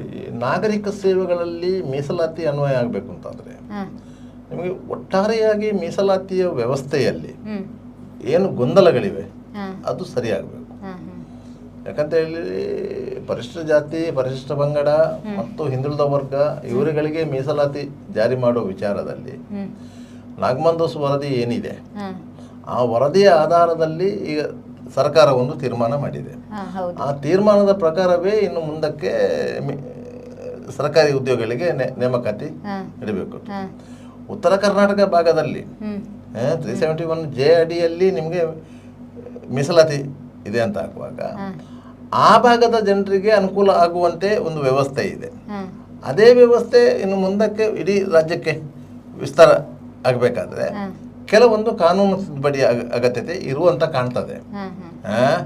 ಆ ಕಾನೂನು ತಿದ್ದುಪಡಿ ಮಾಡಬೇಕು. ಇಲ್ಲ ಇದ್ರೆ ನಿಮಗೆ ಯಾರಿಗೆ ನಾವು ಮೀಸಲಾತಿ ಕೊಡ್ತೇವೆ ಅಂತ ಹೇಳಿದ್ದೇವೆ, ಒಳ ಮೀಸಲಾತಿಯಲ್ಲಿ ಯಾರಿಗೆಲ್ಲ ಮೀಸಲಾತಿ ಕೊಡ್ತದೆ ಅಂತ ಹೇಳಿದ್ದೇವೆ, ಅದನ್ನು ಸರಿಯಾಗಿ ಜಾರಿ ಮಾಡಲಿಕ್ಕೆ ಸಾಧ್ಯ ಆಗೋದಿಲ್ಲ. ನಿಮಗೆ ಪರಿಶಿಷ್ಟ ವರ್ಗ ಪರಿಶಿಷ್ಟ ಪಂಗಡ ಅಂತಲ್ಲ, ಹಿಂದುಳಿದ ವರ್ಗದವರಿಗೂ ಕೆಲವೊಂದು ಮೀಸಲಾತಿಗಳು ಇವೆ, 2%, 4%. ಒಟ್ಟಾರೆಯಾಗಿ ಸುಪ್ರೀಂ ಕೋರ್ಟ್ನ ಆದೇಶ ಏನಿದೆ ಅಂತ ಹೇಳಿದ್ರೆ 50% ಅಷ್ಟು ಮೀಸಲಾತಿ ಮೀರಬಾರದು ಅಂತ ಹೇಳ್ತದೆ ಸುಪ್ರೀಂ ಕೋರ್ಟ್ ಒಂದು ಆದೇಶದಲ್ಲಿ. ಆದರೆ ಈಗ ಸರ್ಕಾರ ಮೊನ್ನೆ ತೆಗೆದುಕೊಂಡ ತೀರ್ಮಾನತೆ ಯಾವುದು, ನಾಗಮಂದೋಸ ವರದಿಯ ಆಧಾರದಲ್ಲಿ ತೆಗೆದುಕೊಂಡಂಥ ತೀರ್ಮಾನದಲ್ಲಿ ನಿಮಗೆ ಮೀಸಲಾತಿ ಪ್ರಮಾಣ ಸುಮಾರು 56%ನಷ್ಟೇ ಹೋಗುತ್ತದೆ. ಹಾಗಾದರೆ 6% ಜಾಸ್ತಿ ಆಗಿದೆ. ಈಗ 6% ಜಾಸ್ತಿ ಆಗಿದೆ ಅಂತ ಹೇಳಿದ್ರೆ 6% ಇನ್ನೊಂದು ಸಮುದಾಯದಿಂದ ಕಡಿತ ಆದಾಗೆ, ಈಗ ಮೇಲ್ವರ್ಗ ಅಂತ ನಾವು ಏನು ಹೇಳ್ತೇವೆ ಆ ಸಮುದಾಯದಿಂದ ಕಡಿತ ಆದಾಗೆ. ಈಗ ಆ ಸಮುದಾಯದವರು ಏನಾದರೂ ಕೋರ್ಟಿಗೆ ಹೋಗಿ ಅದರ ಮೇಲೆ ತಡೆಯಾಜ್ಞೆಯನ್ನು ತಂದರೆ ಅದು ಕೋರ್ಟಲ್ಲಿ ಕೊಳಿಲಿಕ್ಕೆ ಆರಂಭವಾಗ್ತದೆ. ಅಲ್ಲಿವರೆಗೆ ಈ ವ್ಯವಸ್ಥೆಗಳು ಹೀಗೆ ಮುಂದುವರಿತದೆ. ನಿಮಗೆ ನೇರ ನೇಮಕಾತಿಯ ವ್ಯವಸ್ಥೆಗಳು ನಡೀಲಿಕ್ಕೆ ಸಾಧ್ಯ ಇಲ್ಲ. ಆದ್ದರಿಂದಾಗಿ ಇದು ಏನಂತ ಹೇಳಿದರೆ ತಂತಿಯ ಮೇಲಿನ ನಡಿಗೆ ಅಂತ ಇರ್ತದೆ. ಜನರಿಗೂ ಅನ್ಯಾಯ ಆಗಬಾರ್ದು, ಸರ್ಕಾರಕ್ಕೂ ಬಾಧಕ ಆಗಬಾರ್ದು. ಈ ರೀತಿಯಾಗಿ ಸರ್ಕಾರ ನಡಿಬೇಕಾಗ್ತದೆ. ಈಗ ಯಾವುದೇ ಮೀಸಲಾತಿ ನೀಡುವಂಥ ಸಂದರ್ಭದಲ್ಲಿ ಯಾವುದೇ ವರ್ಗಕ್ಕೆ ಅನ್ಯಾಯವಾಗದಂತೆ ಮೀಸಲಾತಿಯನ್ನು ನಿಗದಿಪಡಿಸಬೇಕು. ಸರ್ಕಾರ ಅಳೆದು ತೂಗಿ ನಾಗಮಂದೋಸ ವರದಿಯ ಆಧಾರದಲ್ಲಿ ಮೀಸಲಾತಿಯನ್ನು ನಿಗದಿಪಡಿಸಿದೆ. ಆದರೆ ಅದೇ ವರದಿಯಲ್ಲಿ ನಿಮಗೆ ಹಲವು ಜಾತಿಗಳು ಹೊಸತಾಗಿ ಸೇರ್ಪಡೆಗೊಂಡಿದೆ. ಆ ಜಾತಿಗಳನ್ನು ನೀವು ಯಾವ ವರ್ಗಕ್ಕೆ ಸೇರಿಸ್ತೀರಿ ಅನ್ನುವಂಥ ಪ್ರಶ್ನೆ ಮೂಡಿದೆ. ಈಗ ಕೆಲವೊಂದು ಜಾತಿಗಳನ್ನು ತೆಗೆದು ಹಾಕ್ತೇವೆ ಅಂತೆಲ್ಲ ಹೇಳಿದ್ದಾರೆ. ಆದರೆ ನೀವು ಒಂದು ಧರ್ಮಕ್ಕೆ ಕನ್ವರ್ಟ್ ಆದವರು ಅವರನ್ನು ಮೂಲ ಜಾತಿಯ ಹೆಸರಿನಲ್ಲಿ ನೀವು ಗುರುತಿಸಿರುವುದು. ಅವರು ಕನ್ವರ್ಟ್ ಆಗಿರುವುದು ಒಂದು ಧರ್ಮದಿಂದಲ್ಲ, ಒಂದು ಜಾತಿಯಿಂದ ಒಂದು ಧರ್ಮಕ್ಕೆ ಕನ್ವರ್ಟ್ ಆಗಿದೆ ಅಂತ ಹೇಳ್ತಾರೆ ಅವರು. ಆ ಗೊಂದಲಗಳನ್ನು ಪರಿಹಾರ ಮಾಡಬೇಕು. ಈಗ ಪರಿಶಿಷ್ಟ ವರ್ಗದವರು ಇದ್ದಾರೆ, ಪರಿಶಿಷ್ಟ ವರ್ಗದವರು ಕ್ರಿಶ್ಚಿಯನ್ ಧರ್ಮಕ್ಕೆ ಕನ್ವರ್ಟ್ ಆಗಿದ್ದಾರೆ ಅಂತ ತಿಳ್ಕೊಳ್ಳಿ. ಅವರನ್ನು ಅವರ ಮೂಲ ಜಾತಿಯ ಹೆಸರನ್ನು ಇಟ್ಟುಕೊಂಡು ಕ್ರಿಶ್ಚಿಯನ್ ಹೆಸರನ್ನು ಸೇರಿಸಿ ಒಂದು ಜಾತಿ ಕ್ರಿಯೇಟ್ ಮಾಡಿದ್ದಾರೆ. ಈಗ ಒಟ್ಟು 47 ಜಾತಿಗಳು ಕ್ರಿಯೇಟ್ ಆಗಿದೆ. ಅವರಿಗೆ ನೀವು ಯಾವ ಮೀಸಲಾತಿ ಕೊಡ್ತೀರಿ? ಕ್ರಿಶ್ಚಿಯನ್ ಮೀಸಲಾತಿ ಕೊಡ್ತೀರಾ, ಅವರ ಮೂಲ ಜಾತಿಯ ಮೀಸಲಾತಿ ಕೊಡ್ತೀರಾ? ಇದೇ ಗೊಂದಲ ಇರೋದು. ಈ ರೀತಿಯಾಗಿ ಜಾತಿಗಳ ಮಧ್ಯೆ ಒಡಕನ್ನು ಉಂಟು ಮಾಡುವಂತಹ ವ್ಯವಸ್ಥಿತ ಪಿತೂರಿ ಅಂತ ಹೇಳಿ ಬೇರೆ ಪಕ್ಷದವರು ಬೊಬ್ಬೆ ಹೊಡಿತಾ ಇರೋದು. ಇದು ಜಾತಿಗಳ ಮಧ್ಯೆ ಒಡಕುಂಟು ಮಾಡುವಂಥದ್ದು. ಯಾಕಂದರೆ 2013ರಲ್ಲಿ ಸಿದ್ದರಾಮಯ್ಯ ಸರ್ಕಾರ ಅಸ್ತಿತ್ವದಲ್ಲಿದ್ದಂಥ ಸಂದರ್ಭದಲ್ಲಿ ಲಿಂಗಾಯತ ಧರ್ಮ, ಅವರು ಹೇಳುವುದು ಧರ್ಮ ಅಂತ ಹೇಳಿ, ನಾವು ಹೇಳುವುದು ಜಾತಿ ಅಂತ ಹೇಳಿ, ಅದರಿಂದ ಬಸವಣ್ಣವರಿಂದ ಪ್ರೇರಿತವಾದಂಥ ಒಂದು ಪಂಥ ಅದು. ಆ ಪಂಥದ ಒಳಗೆ ಒಡೆದಾಡುವಂಥ ನೀತಿಯನ್ನು ಅನುಸರಿಸಲಾಯಿತು. ಪಂಚಮಸಾಲಿಯವರು, ಬೇರೆ ಬೇರೆ ವರ್ಗಗಳಿವೆ, ವೀರಶೈವರು, ಪಂಚಮಸಾಲಿಗಳು, ಈಗ ಬೇರೆ ಬೇರೆ ವರ್ಗಗಳಿದೆ. ಅದರೊಳಗೆ ಒಂದು ಧರ್ಮದ ಒಳಗೆ 16 ಜಾತಿಗಳಿವೆ. ಅದು ಎಲ್ಲ ಧರ್ಮದಲ್ಲೂ ಇದೆ. ಹಿಂದೂಗಳಲ್ಲಿ ಎಷ್ಟು ಜಾತಿಗಳಿವೆ ಅಷ್ಟೇ ಜಾತಿಗಳು ಕ್ರಿಶ್ಚಿಯನ್ರಲ್ಲೂ ಇದೆ, ಅಷ್ಟೇ ಜಾತಿ ಮುಸ್ಲಿಮರಲ್ಲಿ ಇದೆ, ಸಿಖ್ಖರಲ್ಲೂ ಇದೆ. ಯಾವುದೇ ಧರ್ಮಕ್ಕೂ ಸೀಮಿತ ಆಗಿಲ್ಲ ನಾವು ಒಂದೇ ಅಂತ ಹೇಳಲಿಕ್ಕೆ. ಎಲ್ಲ ಧರ್ಮದಲ್ಲೂ ಇದೆ. ಅವರವರ ಪದ್ಧತಿಗನುಸಾರವಾಗಿ ಅವರವರು ಬೇರೆ ಬೇರೆ ಒಂದು ಗುಂಪಾಗಿ ಗುರುತಿಸಿಕೊಂಡಿದ್ದಾರೆ, ಒಂದು ಪಂಥವಾಗಿ ಗುರುತಿಸಿಕೊಂಡಿದ್ದಾರೆ. ಅಂಥವರಿಗೆ ನೀವು ಮೀಸಲಾತಿಯನ್ನು ಆ ಆಧಾರದಲ್ಲಿ ಕೊಡ್ತೀರೋ, ಧರ್ಮದ ಆಧಾರದಲ್ಲಿ ಕೊಡ್ತೀರೋ, ಅಲ್ಲ ಅಲ್ಲಿಂದ ಕನ್ವರ್ಷನ್ ಆದ ಆಧಾರದಲ್ಲಿ ಕೊಡ್ತೀರೋ ಎನ್ನುವುದು ಮುಖ್ಯ ಆಗ್ತದೆ. ಕನ್ವರ್ಷನ್ ಆದ ಮೇಲೆ ಮೀಸಲಾತಿ ಕೊಡುವುದಂತಾದರೆ ಅವರು ಕನ್ವರ್ಷನ್ ಆದದ್ದು ಯಾಕಂತ ಬರ್ತದೆ. ಒಂದು ಧರ್ಮದಲ್ಲಿ ಸಮಾನತೆ ಇಲ್ಲ, ನಮಗೆ ಬದುಕಲಿಕ್ಕೆ ಸಾಧ್ಯ ಇಲ್ಲ, ನಮಗೆ ಅಲ್ಲಿ ತಾರತಮ್ಯ ಮಾಡ್ತಾರೆ ಎನ್ನುವ ಕಾರಣಕ್ಕಾಗಿ ನೀವು ಇನ್ನೊಂದು ಧರ್ಮಕ್ಕೆ ಹೋಗಿದ್ದೀರಂತಾದ್ರೆ, ಆ ಧರ್ಮದಲ್ಲೂ ನಿಮ್ಮನ್ನು ಈ ಹೆಸರಿನಿಂದಲೇ ಗುರುತಿಸ್ತಾರಂತಾದ್ರೆ, ಅಲ್ಲಿಯೂ ಅದೇ ತಾರತಮ್ಯ ಉಂಟು ಅಂತಂದ್ರೆ ಮತ್ತೆ ನೀವು ಅಲ್ಲಿಗೆ ಹೋದದ್ದು ಯಾಕೆ? ಆದ್ರಿಂದಾಗಿ ನಿಮ್ಗೆ ಅಲ್ಲಿ ಸೌಲಭ್ಯ ಕೊಡ್ಬೇಕಂತ ಅನಿವಾರ್ಯತೆ ಏನಿದೆ, ಆ ಧರ್ಮಕ್ಕೆ ಏನು ಸೌಲಭ್ಯ ಸಿಗ್ತದೆ ಆ ಸೌಲಭ್ಯವನ್ನು ಪಡೆದುಕೊಳ್ಬೋದು ಅಂತ. ಈ ವಿಚಾರದಲ್ಲಿ ಸ್ಪಷ್ಟತೆ ಇಲ್ಲ. ಹ್ಮ್ ಆ ವಿಚಾರದಲ್ಲಿ ಸ್ಪಷ್ಟತೆ ಇಲ್ಲದಂಥ ಸಂದರ್ಭದಲ್ಲಿಯೇ ಇಂತಹ ಗೊಂದಲಗಳು ಸೃಷ್ಟಿಯಾಗೋದು. ಈಗ ಉದ್ಯೋಗ ಮೀಸಲಾತಿ ಅಂತ ಬರುವಾಗಲೂ ಸಹ ನೀವು ಪರಿಶಿಷ್ಟ ವರ್ಗಕ್ಕೆ, ಪರಿಶಿಷ್ಟ ಪಂಗಡಕ್ಕೆ ಮತ್ತು ಹಿಂದುಳಿದ ವರ್ಗಕ್ಕೆ ಅಂತ ಹೇಳಿ ಮೀಸಲಾತಿ ಫಿಕ್ಸ್ ಮಾಡಿರ್ತೀರಿ. 100 ಉದ್ಯೋಗಗಳಲ್ಲಿ ಇಷ್ಟು ಉದ್ಯೋಗ ಅವರಿಗೆ, ಉಳಿದದ್ದು ಬಾಕಿಯವರಿಗೆ ಅಂತ ಇರ್ತದೆ. ಅಷ್ಟೇ ಉದ್ಯೋಗದಲ್ಲಿ ನಿಗದಿಯಾದಂಥ ಉದ್ಯೋಗವನ್ನು ಅವರಿಗೆ ಇದು ಮಾಡಿದ ಮೇಲೆ ಬಾಕಿ ಉದ್ಯೋಗದಲ್ಲಿ ಅವರು ಕೇಳಬಾರ್ದಲ್ಲ, ಅವರು ಕೇಳಬಾರ್ದಲ್ಲ. ಕೆಲವೊಂದು ಸಂದರ್ಭಗಳಲ್ಲಿ ಏನಾಗ್ತದೆ ಅಂತ ಹೇಳಿದ್ರೆ, ಜನರಲ್ ಮೆರಿಟಲ್ಲಿ ಬರುವವರಿದ್ದಾರೆ, ಪರಿಶಿಷ್ಟ ವರ್ಗ, ಪರಿಶಿಷ್ಟ ಪಂಗಡದಿಂದ ಬಂದವರು ಜನರಲ್ ಮೆರಿಟಿಗೆ ಹೋಗ್ತೇವೆ. ಜನರಲ್ ಮೆರಿಟಿಗೆ ಅವರು ಬಂದರೆ ಅವರಿಗೆ ಇರುವಂತಹ ಮೀಸಲಾತಿ ಸೌಲಭ್ಯವನ್ನು ಧಿಕ್ಕರಿಸಿ ನಮಗೆ ಮೀಸಲಾತಿ ಸೌಲಭ್ಯ ಬೇಡ, ನಮ್ಮ ಟ್ಯಾಲೆಂಟ್ನ ಮೇಲೆ ನಾವು ಜನರಲ್ ಮೆರಿಟಲ್ಲಿ ಬರ್ತೇವೆ ಅಂತ ಹೇಳಿ ಬಂದರೆ ಅವರಿಗೆ ಅವಕಾಶ ಕೊಡಬೇಕಾ ಬೇಡವಾ? ಕೊಡಲೇಬೇಕಲ್ಲ. ಜನರಲ್ ಅಂತ ಮೇಲೆ ಅವರಿಗೆ ಕೊಡಲೇಬೇಕಲ್ಲ. ಆದರೆ ಅವರಿಗೆ ಕೊಟ್ಟರೆ ಅವರಿಗಾಗಿ ನಿಗದಿಪಡಿಸಿದಂತಹ ಮೀಸಲಾತಿ ಸೌಲಭ್ಯವನ್ನು ಕಟ್ ಮಾಡಲಿಕ್ಕೆ ಆಗ್ತದಾ? ಇಲ್ಲ. ಈಗ ಒಂದು 30% ಪರಿಶಿಷ್ಟ ವರ್ಗ, ಪರಿಶಿಷ್ಟ ಜಾತಿಯವರಿಗೆ 100 ಸೀಟಲ್ಲಿ ಫಿಕ್ಸ್ ಆಗಿದೆ ಅಂತ ಇಟ್ಕೊಳ್ಳಿ. ಆ 30 ಸೀಟಿಗೆ ಬೇರೆ ವರ್ಗದವರು ಹೋಗುವಾಗಿಲ್ಲ. ಹಾಗಂತ ಹೇಳಿ ಅವರು ಈ ವರ್ಗಕ್ಕೆ ಬರಬಾರ್ದಂತೇನಿಲ್ಲ, ಜನರಲ್ ಮೆರಿಟಲ್ಲಿ ಬರಬಾರ್ದಂತೇನಿಲ್ಲ. ಇದು ಜನರಲ್, ಇದು ಎಲ್ಲರಿಗೂ, ಇದು ಎಲ್ಲರಿಗೂ ಇರುವಂಥದ್ದು. ಅವರು ನಾವು ಅಲ್ಲಿಗೆ ಬರ್ತೇವೆ ಅಂತ ಹೇಳಿದ್ರೆ ಅವರನ್ನು ಪ್ರಶ್ನೆ ಮಾಡ್ಲಿಕ್ಕೆ ಆಗೋದಿಲ್ಲ. ನೀವು ಬರಬಾರ್ದಂತ ಹೇಳಬೇಕು. ಹಾಗಾದರೆ ಇಲ್ಲಿ 70% ಇರುವ ಜನರಲ್ಲಿ ಆ ಸೈಡಿಂದ ಒಂದು 30% ಜನ ಬಂದರೆ ಇಲ್ಲಿ ಸಿಗುವಂಥ ಮತ್ತೆ ಉಳಿಯುವಂಥದ್ದು 40% ಅದು ಬೇರೆ ಅಷ್ಟು ಜಾತಿಗಳಿಗೆ ಹರಿಹಂಚಿಕೆ ಆಗ್ತದೆ. ಗೊತ್ತಾಯ್ತಾ? ಈ ರೀತಿಯ ಗೊಂದಲಗಳೆಲ್ಲ ಇವೆ. ಜನರಲ್ ಮೆರಿಟಲ್ಲಿ ಒಬ್ಬ SC ಕ್ಯಾಂಡಿಡೇಟ್ ಬಂದು ಅವನ ಪ್ರತಿಭೆ ಇದೆ, ಅವ ಧೈರ್ಯವಾಗಿ ಬರ್ತಾನೆ, ನಾನು ಜನರಲ್ ಕ್ಯಾಟಗರಿಯಲ್ಲಿ ಎಕ್ಸಾಮ್ ಫೇಸ್ ಮಾಡ್ತೇನೆ ಅಂತ ಹೇಳಿ ಎಕ್ಸಾಮಲ್ಲಿ ಒಳ್ಳೆ ಮಾರ್ಕ್ಸ್ ತೆಗೆದಿದ್ದಾನೆ, ಅವನು ಸೆಲೆಕ್ಟ್ ಆಗ್ತಾನೆ. ಹಾಗಂತ ಹೇಳಿ ಅಲ್ಲಿಂದ ಒಂದು ಸೀಟನ್ನು ಕಡಿಮೆ ಮಾಡಲಿಕ್ಕೆ ಆಗೋಲ್ಲ. ಒಬ್ಬ SC ಕ್ಯಾಟಗರಿಯ ಹುಡುಗ ಜನರಲ್ ಮೆರಿಟಿಗೆ ಬಂದು ಒಂದು ಸೀಟ್ ಪಡ್ಕೊಂಡಿದ್ದಾನಂತ ಆದಮೇಲೆ ಅವನ ಸೀಟನ್ನು ಅವನ ಕಮ್ಯುನಿಟಿಗೆ ಮೀಸಲಾಗಿದ್ದಂತಹ ಟೋಟಲ್ ಸಂಖ್ಯೆಯಲ್ಲಿ ಕಡಿತ ಮಾಡಲಿಕ್ಕೆ ಆಗೋದಿಲ್ಲ. ಈ ರೀತಿಯ ಗೊಂದಲಗಳು ಇವೆ. ಆದರೆ ಇದರಲ್ಲಿ ಏನಾಗುತ್ತೆ, ಈ ಮೀಸಲಾತಿಯ ಗೊಂದಲ ಇದಕ್ಕಿಂತ ಒಂದು ಹೆಜ್ಜೆ ಮುಂದೆ ಹೋದರೆ ನೀವು ಅದು ಕ್ರಾಂತಿಕಾರಿಕ ಬದಲಾವಣೆ ಆಗತ್ತೆ. ಯಾವುದೇ ಸರ್ಕಾರಿ ಉದ್ಯೋಗಗಳಲ್ಲಿ ನಾವು ಮೆರಿಟನ್ನು ಮಾತ್ರ ಪರಿಗಣಿಸಿದ್ದೇವೆ ಅಂತ ಹೇಳಿದರೆ ಈ ಗೊಂದಲಗಳಿಗೆ ಅವಕಾಶಗಳು ಇರಲಿಲ್ಲ. ಯಾರಿಗೆ ಮೆರಿಟ್ ಉಂಟು ಅವರು ಉದ್ಯೋಗ ಪಡಿಬೋದು. ಆದರೆ ಕೆಲವೊಂದು ನಿಮ್ಮನ ವರ್ಗದ ಜನರಿಗೆ ಆ ಮೆರಿಟಿಗೆ ಸಮೀಪಿಸಲಿಕ್ಕೆ ಸಾಧ್ಯ ಆಗದೇ ಇದ್ದಂಥ ಸಂದರ್ಭದಲ್ಲಿ ಅವರಿಗೆ ಅನ್ಯಾಯ ಆಗ್ತದೆ ಅಂತ ಹೋಗುತ್ತೆ.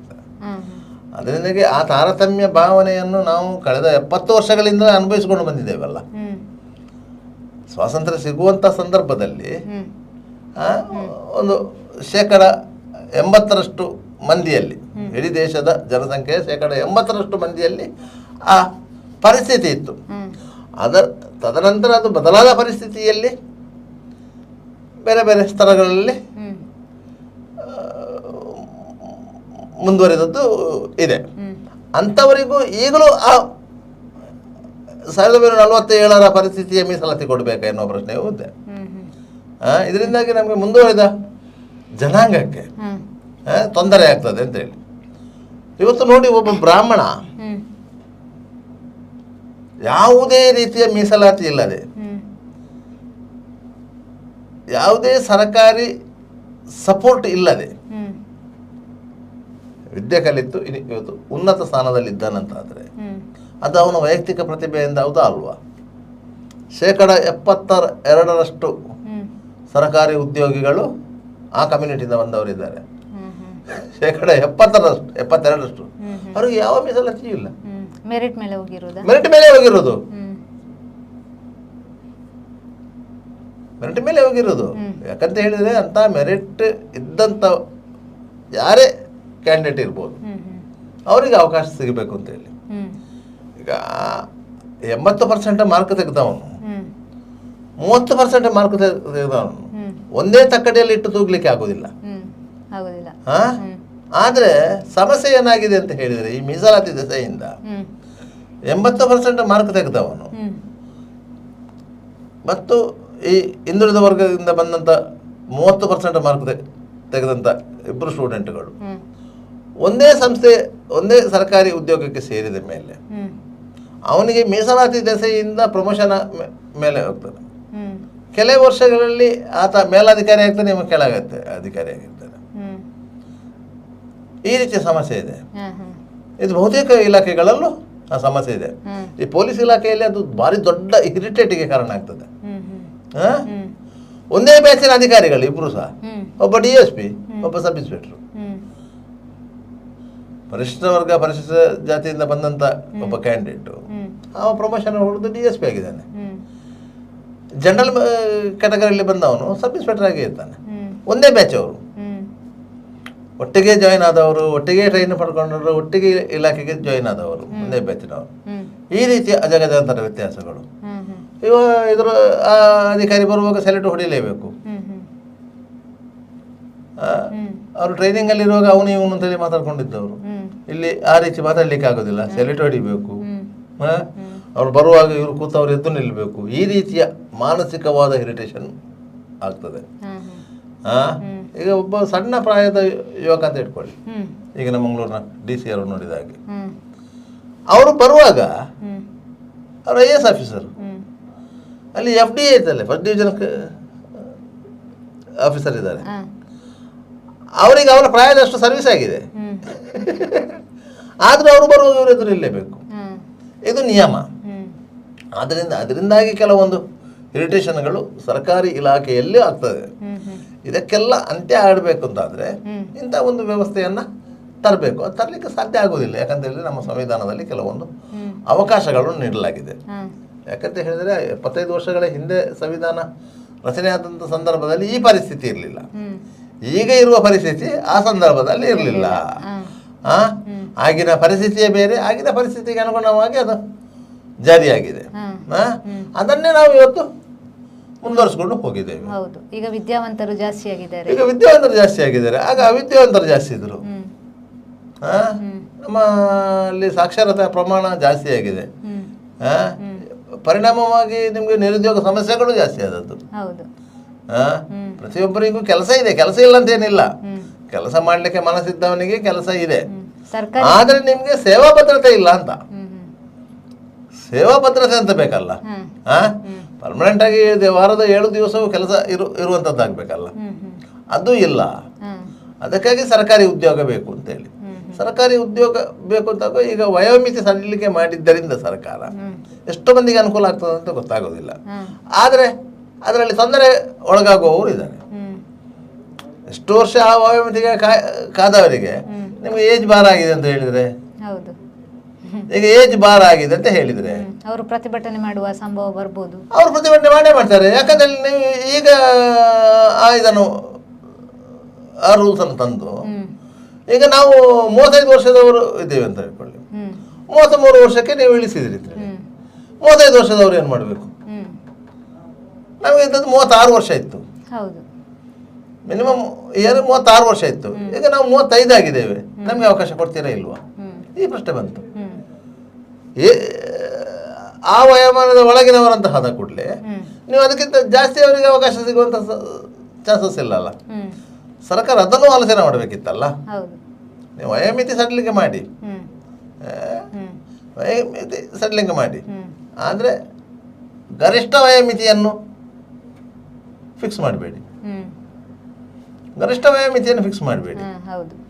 ಇಲ್ಲದ ಕನಿಷ್ಠ ಇಷ್ಟು ಗರಿಷ್ಠ ಇಷ್ಟು ಅಂತ ಇದ್ದೇ ಇರ್ತದೆ. ನೀವು ಗರಿಷ್ಠ ವಯೋಮಿತಿಯನ್ನು ಫಿಕ್ಸ್ ಮಾಡದಿದ್ರೆ ಸರಿ ಆಗ್ತದೆ. ಆಗ ಉದ್ಯೋಗಕ್ಕೆ ಕಾದವರಿಗೂ ಅನುಕೂಲ ಆಗ್ತದೆ ಅಂತ. ಸರ್, ಇವಾಗ ಏನು ಅತಿಥಿ ಉಪನ್ಯಾಸಕರ ನೇಮಕಕ್ಕೂ ಏನು ಸರ್ಕಾರ ಅಸ್ತು ಅಂದಿದೆ, ಇದು ಈ ನಿಯಮ ಅವರಿಗೂ ಕೂಡ ಅನ್ವಯ ಆಗುತ್ತಾ? ಹೇಗೆ? ಖಂಡಿತವಾಗಿ ಅನ್ವಯ ಆಗಬೇಕು. ಯಾಕಂತ ಹೇಳಿದ್ರೆ ಸರ್ಕಾರಿ ನಿಯಮ ಅಂತ ಹೇಳಿದ ಕೂಡಲೇ ಪ್ರತಿಯೊಂದಕ್ಕೂ ಅನ್ವಯ ಆಗಬೇಕು. ಈಗ ಅತಿಥಿ ಉಪನ್ಯಾಸಕರ ನೇಮಕ, ಈಗ ಹಲವಾರು ಕಾಲೇಜುಗಳಲ್ಲಿ ಉಪನ್ಯಾಸಕರ ನೇಮಕ ಆಗದೆ ಪಾಠ ಪ್ರವಚನಗಳೇ ಆರಂಭವಾಗಿಲ್ಲ ಅಂತೇಳಿ ದೂರುಗಳಿವೆ. ಇನ್ನೂ ಅದನ್ನು ಪ್ರೊಸೆಸ್ ಮಾಡಿ ಇನ್ನೊಂದು 2 ತಿಂಗಳು ಹೋಗುತ್ತಂತೆ ಅತಿಥಿ ಉಪನ್ಯಾಸಕರ ನೇಮಕ. ಯಾಕಂದ್ರೆ ಪೇ ಸ್ಕೇಲ್ ಫಿಕ್ಸ್ ಆಗಬೇಕು, ಇದೆಲ್ಲ ಇದೆ. ಆದರೆ ಅದು ಮತ್ತು ಜಂಜಾಟ ಇದೆ. ಅವರಿಗೂ ಈ ನಿಯಮ ಅನ್ವಯ ಆಗಲೇಬೇಕು. 33 ವರ್ಷ ಆಗಿದ್ರೆ ಅವರಿಗೂ ಆ ನಿಯಮ ಅನ್ವಯ ಆಗುತ್ತೆ. ವಯೋಮಿತಿ ಸಡಿಲಿಕ್ಕೆ ಅವರಿಗೂ ಅನ್ವಯ ಆಗ್ತದೆ. ಅವರಿಗೆ ಅನ್ವಯ ಆದರೆ ಅವರಿಗಿಂತ ಹಿರಿಯರಿದ್ದವರು ಅವರಿಗೆ ಅವಕಾಶ ತಪ್ಪಿ ಹೋದ್ರೆ ಇದು ಅದಕ್ಕೆ ಹೇಳಿದ್ದು ನಾವು ಗರಿಷ್ಠ ವಯೋಮಿತಿಯನ್ನು ನೀವು ನಿಗದಿಪಡಿಸದಿದ್ದರೆ ಸಮಸ್ಯೆ ಇಲ್ಲ. ನೀವು ಗರಿಷ್ಠ ವಯೋಮಿತಿಯನ್ನು ಸಡಿಲಿಕ್ಕೆ ಮಾಡಬೇಡಿ ಅಂತೇಳಿ. ಗರಿಷ್ಠ ವಯೋಮಿತಿ ಹಾಗೇ ಇರಲಿ. ಮೊದಲಾದ್ರೆ ಇತ್ತು 38 ವರ್ಷ ಗರಿಷ್ಠ ವಯೋಮಿತಿ ಅಂತ ಇತ್ತು, ಅದು ಹಾಗೇ ಇರಲಿ. ಕನಿಷ್ಠ ವಯೋಮಿತಿ ಏನು ಎಷ್ಟು ಬೇಕಾದ್ರೆ ಕಡಿಮೆ ಮಾಡಿ. ಹೊಸದಾಗಿ ಔಟ್ಕಮ್ಮರ್ 20 ವರ್ಷದಲ್ಲಿ ಕಾಲೇಜಿಂದ ಹೊರಗೆ ಬಂದಂಥ ಸ್ಟೂಡೆಂಟ್, ಅವನಿಗೆ ಎಲಿಜಿಬಿಲಿಟಿ ಇದ್ರೆ ಅವನನ್ನು ಸೇರಿಸ್ಕೊಳ್ಳಿ. ಆಗ ಅವರಿಗೆ ಈ ಭ್ರಷ್ಟಾಚಾರ, ಲಂಚ ಮುಕ್ತ ಇಂಥದ್ದೆಲ್ಲ ಸ್ಲೋಗನ್ ಇದೆಲ್ಲ ಅವರಿಗೆ ಅಪ್ಲೈ ಆಗತ್ತೆ. ಅವರು ಏನು ಅಂತ ಪೀಡಿಸಲಿಕ್ಕೆ ಆರಂಭ ಮಾಡೋದಿಲ್ಲ. ಈ ಪೀಡಿಸೋದು ಯಾರು ಅಂತ ಹೇಳಿದರೆ, ನೀವು ಉದ್ಯೋಗಕ್ಕಾಗಿ ಕಾದು ಕಾದು ಕಾದು ಕಾದು ಹೇಗಾದರೂ ಮಾಡಿ ಉದ್ಯೋಗ ಪಡಿಲೇಬೇಕು ಅಂತ ಹೇಳಿ ಅಧಿಕಾರದಲ್ಲಿ ಇದ್ದವರಿಗೆ ಸುತ್ತಾಡಿ ಅವರಿಗೆ ಲಂಚ ಕೊಟ್ಟು ಎಲ್ಲೆಲ್ಲ ಸಾಲ ಮಾಡಿ ಕೊಂಡೋಗಿ ಲಂಚ ಕೊಟ್ಟು ಉದ್ಯೋಗ ಗಿಟ್ಟಿಸಿದ ಮೇಲೆ ಆ ಸಾಲದ ಬಡ್ಡಿ ಸಹಿತ ತೀರಿಸ್ಬೇಕಲ್ಲ. ಅದಕ್ಕೆ ಬೇಕಾಗಿ ನೀವು ಸಂಬಳಕ್ಕಾಗಿ ಕಾಯುವುದಲ್ಲ, ಲಂಚಕ್ಕಾಗಿ ಕಾಯುವುದು. ಇದರಿಂದಾಗಿ ಭ್ರಷ್ಟಾಚಾರಗಳು ಜಾಸ್ತಿ ಆದದ್ದು. ಅದಕ್ಕಿಂತ ಅದನ್ನು ಪಾರದರ್ಶಕವಾಗಿ ನೀವು ಮೆರಿಟ್ ಮೇಲೆ ಅಪಾಯಿಂಟ್ಮೆಂಟ್ ಮಾಡಿದರೆ ಏನು ಸಮಸ್ಯೆ ಇಲ್ಲ. ಸಾಮಾನ್ಯವಾಗಿ ಜಿಲ್ಲಾಧಿಕಾರಿಗಳಿಗೆ ಅಂಥ ಜವಾಬ್ದಾರಿಯನ್ನು ಕೊಡುವುದು ಒಳ್ಳೆಯದು. ಯಾಕಂತೇಳಿ ಸಾಮಾನ್ಯವಾಗಿ ಒಬ್ಬ IAS ಅಧಿಕಾರಿಯಾಗಿ ಬಂದರೆ ಅವನಿಗೆ ಒಂದೇ ಟರ್ಮಿಗೆ ಜಿಲ್ಲಾಧಿಕಾರಿ ಪೋಸ್ಟ್ ಸಿಕ್ಕೋದು. ಒಂದು ಜಿಲ್ಲೆ ಅಧಿಕಾರಿಯಾಗಿ ಅವರಿಗೆ ಇರೋದು ಒಂದೇ ಟರ್ಮು. ಅದ ನಂತರ ಅವರು ಅಂಥ ಅಪರೂಪದ ಅಧಿಕಾರಿ ಅಂತ ಆದರೆ 2 ಜಿಲ್ಲೆಗಳಿಗೆ ಪೋಸ್ಟಿಂಗ್ ಆಗ್ಬೋದು. ಇಲ್ಲ ಒಮ್ಮೆ ಒಂದು ಜಿಲ್ಲೆಯಲ್ಲಿ ಜಿಲ್ಲಾಧಿಕಾರಿಯಾಗಿ ಕರ್ತವ್ಯ ನಿರ್ವಹಿಸಿದರೆ ಮತ್ತೆ ಅವರು ಬೇರೆ ಹುದ್ದೆಗಳಿಗೆ ಹೋಗ್ತಾರೆ, ಬೇರೆ ಜಿಲ್ಲೆಗೆ ಜಿಲ್ಲಾಧಿಕಾರಿಯಾಗಿ ಹೋಗ್ಲಿಕ್ಕೆ ಆಗಲ್ಲ. ಪ್ರಮೋಷನ್ ಆಗುತ್ತೆ, ಬೇರೆ ಬೇರೆ ಇಲಾಖೆಗಳಿಗೆ ಅವರು ಟ್ರಾನ್ಸ್ಫರ್ ಆಗಿ ಹೋಗ್ತಾರೆ. ಜಿಲ್ಲಾಧಿಕಾರಿ ಅಂತ ಹೇಳಿ ಒಂದು ಜಿಲ್ಲಾ ದಂಡಾಧಿಕಾರಿ ಅಂತ ಒಂದು ಮ್ಯಾಜಿಸ್ಟ್ರಿಯಲ್ ಪವರ್ ಇರುವಂತಹ ಹುದ್ದೆ ಮತ್ತೆ ಅವರಿಗೆ ಸಿಗೋದಿಲ್ಲ. ಅದರಿಂದಾಗಿ ಆ ಹುದ್ದೆ ಇರುವಾಗ ಅಂಥವರಿಗೆ ಈ ಜವಾಬ್ದಾರಿಯನ್ನು ಕೊಟ್ಟರೆ ಪಾರದರ್ಶಕವಾಗಿ ಅಪಾಯಿಂಟ್ಮೆಂಟ್ಗಳಾಗುತ್ತದೆ. ಸರ್, ಇವೆಷ್ಟು ಮಾಹಿತಿ ನೀಡಿದ ನಿಮಗೆ ಧನ್ಯವಾದಗಳು. ಇದಾಗಿತ್ತು ಈ ಹೊತ್ತಿನ ಸುದ್ದಿಗೊಂದು ಗುದ್ದು. ನಿರಂತರ ಸುದ್ದಿ, ಮಾಹಿತಿ, ಮನೋರಂಜನೆಗಾಗಿ ನೋಡ್ತಾ ಇರಿ V4 news.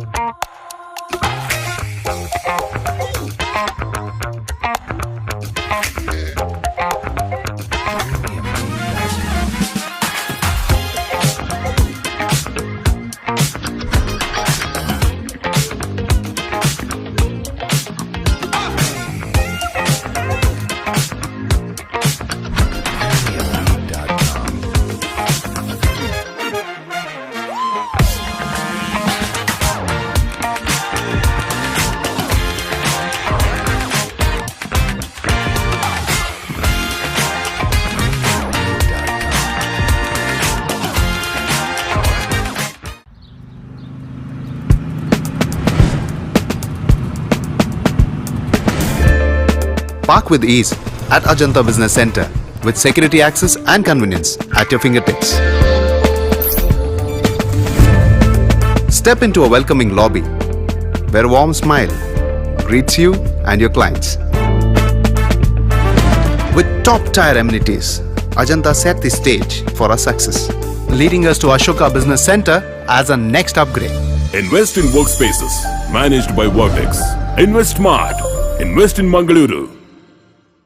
The Father Mullah Charitable Institutions, the most modern linear accelerator, only one of its kind in this region for specific burning of cancer cells. We have all precision equipments and instruments for both invasive and non-invasive surgical procedures and diagnosis, ultrasonic color Doppler, CT scan and MRI machines. The operation theaters are equipped with contemporary equipments, high-tech intensive care units, neo and postnatal units, burns unit, cath lab and cardiothoracic units are fully equipped.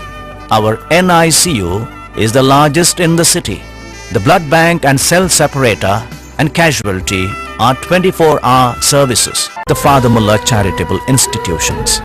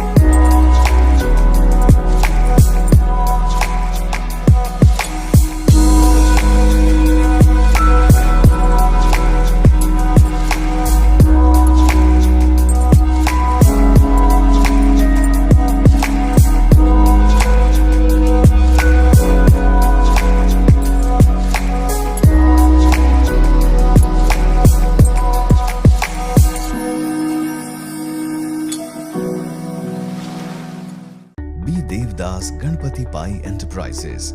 All kinds of quality and attractive material available at one place. Biggest showroom in Mangalore city. Admired by public at large. The showroom of your choice. B. Devdas Ganpati Pai Enterprises. Near New Chitra Talkies, Mangalore. AJ Hospital and Research Center is a leading advanced tertiary healthcare center of India, serving the coastal citizens and spreading good health across the sea line. AJ Hospital and Research Center is a specialized Medicare center providing service to more than 30 major medical disciplines, embracing new technologies to offer high-level healthcare that matches the best in the country. Our technical and medical expertise include foremost services in cadaveric organ retrieval, drug-eluting stent placement, pediatric lab nephrectomy, ambulance services, dermatology, ENT, nephrology and many more. AJ Hospital and Research Center, Kuntikana, Mangaluru. Call 222-5533. Ideal ice cream, milky way to your heart.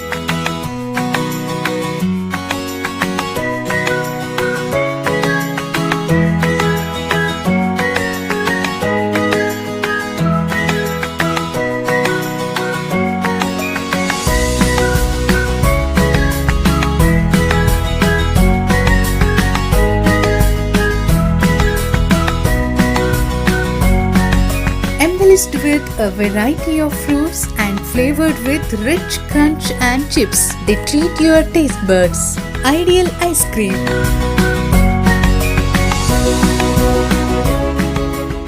Vasudeva Stores. Store for your inner needs. Visit us to find trendy innerwear from major brands.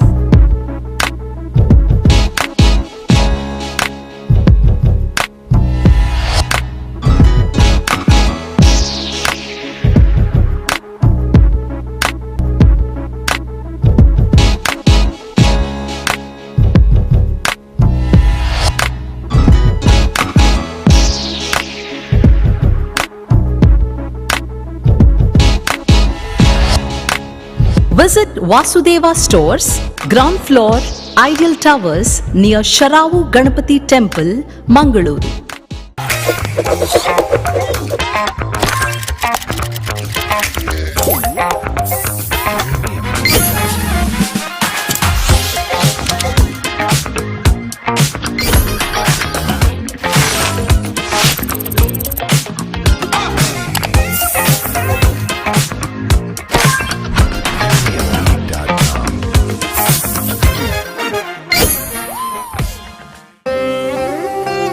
ನನ್ನ ಬಾಲ್ಯ ಅಮೂಲ್ಯ ನೆನಪುಗಳಿಂದ ತುಂಬಿತ್ತು. ಸಮಯದ ಸವಾಲನ್ನು ಎದುರಿಸಿ ನಿಂತ ಪರಂಪರೆ. ಆಹಾ, shining, ಆದ್ರೆ ಏನೋ ಮಿಸ್ಸಿಂಗ್.